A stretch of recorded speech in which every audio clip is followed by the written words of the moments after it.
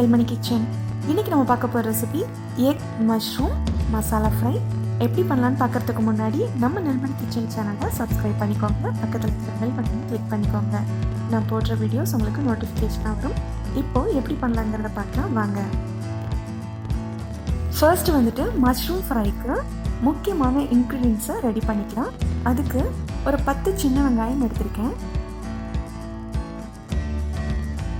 2 பச்சை மிளகாய், 1 டீஸ்பூன் ஜீரகம், 1 டீஸ்பூன் சோம்பு, அதையும் இது கூட சேர்த்துக்கலாம்.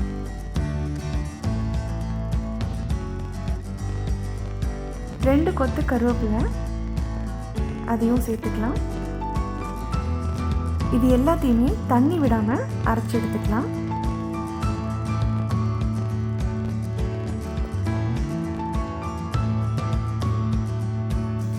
அடுத்ததாக ஒரு பேன் வச்சுருக்கேன், அதில் கொஞ்சமாக எண்ணெய் ஊற்றிருக்கேன், நல்லா சூடாக இருக்குது. இப்போ இதில் 2 துண்டு பட்டை, 1 கிராம்பு சேர்த்தாச்சு. இது நல்லா வெடிச்சதும் கொஞ்சமாக சோம்பு,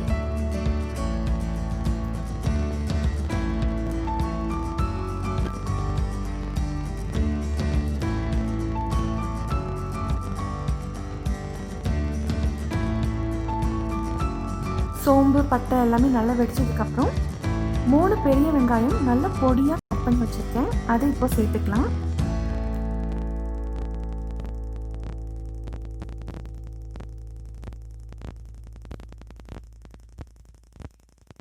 இது வந்து பொன்னிறமாக வதங்கணும் அப்படின்னு இல்லை, ஓரளவுக்கு நல்லா வதங்கினா போதும்.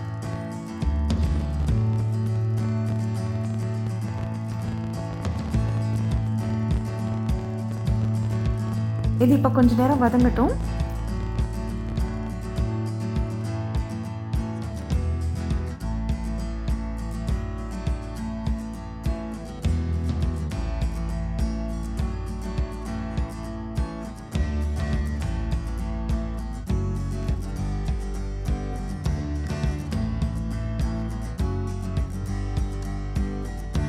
வெங்காயம் ஓரளவுக்கு நல்லா வதங்கிடுச்சு. இப்போ ஒரு 3 பல்லு பூண்டு நல்லா பொடியாக நறுக்கி வச்சிருக்கேன், அதை இப்போ சேர்த்துக்கலாம்.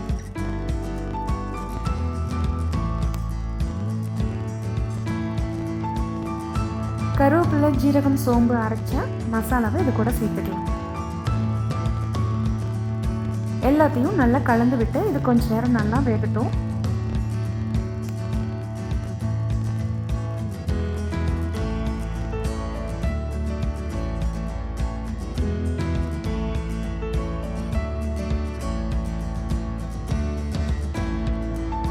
வெங்காயம் கருவேப்பிலை எல்லாமே ஒன்று போல கலந்து நல்லா மிக்ஸ் ஆகி குக் ஆகிருக்கு.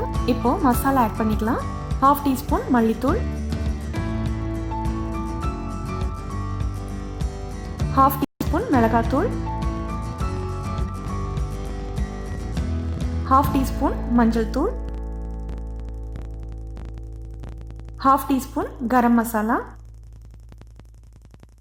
இது எல்லாத்தையுமே நல்லா கலந்து விட்டு கொஞ்ச நேரம் நல்லா வதங்கட்டும்.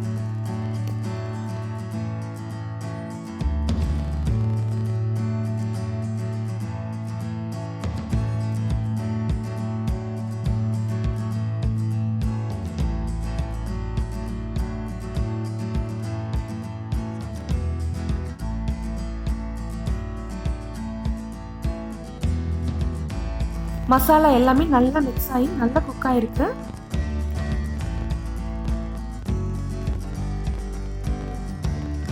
அடுத்ததா 200 கிராம் அளவு காளான் எடுத்திருக்கேன், நல்லா வாஷ் பண்ணிட்டு கட் பண்ணி வச்சிருக்கேன், அதை இப்போ சேர்த்துக்கலாம்.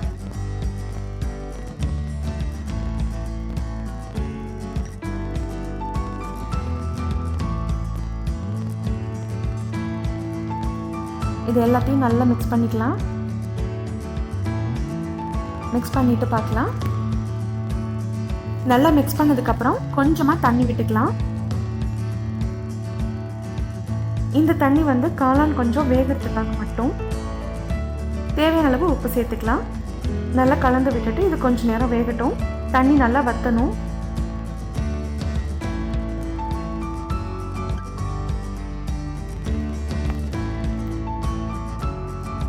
தண்ணி நல்லா வத்திருச்சு, மஷ்ரூமும் நல்லா குக் ஆகிருக்கு, ரொம்ப சூப்பராக வந்திருக்கு. முட்டை பிடிக்காதவங்க, முட்டை சாப்பிடக்கூடாதுன்னு நினைக்கிறவங்க இப்படியே கூட நீங்கள் சாப்பிட்லாம். ரொம்ப சூப்பராக இருக்கும். நம்ம இப்போ எக்ஸ்ட்ராவாக முட்டை ஆட் பண்ண போகிறோம்.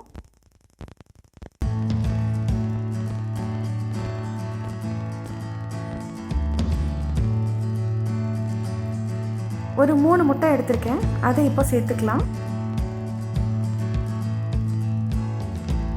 எல்லாத்தையுமே உடச்சி ஊற்றிட்டு பார்க்கலாம். 3 முட்டையும் உடச்சி ஊற்றியாச்சு. இது கொஞ்சம் நேரம் குக் ஆகட்டும், அப்படியே விட்டுருங்க. ஓரளவுக்கு வெள்ளையெல்லாம் நல்லா குக் ஆனதுக்கப்புறம் மஞ்சள் கருவெல்லாம் நல்லா மிக்ஸ் பண்ணி விட்டுட்டு சென்டரில் மட்டும் நல்லா மிக்ஸ் பண்ணி விடுங்க. நல்லா குக் ஆகணும். முட்டையும் மஷ்ரூமும் நல்லா குக் ஆயிடுச்சு. ஏற்கனவே மஷ்ரூம் குக் ஆகிருக்கு. எக்கு மட்டும் நல்லா கலந்து விட்டால் போதும். எல்லாமே ஒன்று போல் மிக்ஸ் ஆகி நல்லா குக் ஆகிருக்கு.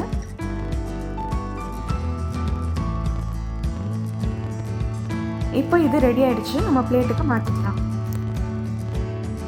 ரொம்பவே அட்டகாசமான சுவையில் எக் மஷ்ரூம் மசாலா ஃப்ரை ரெடியாக இருக்குது. கண்டிப்பாக ட்ரை பண்ணி பாருங்கள். ரொம்பவே சூப்பராக இருக்கும்.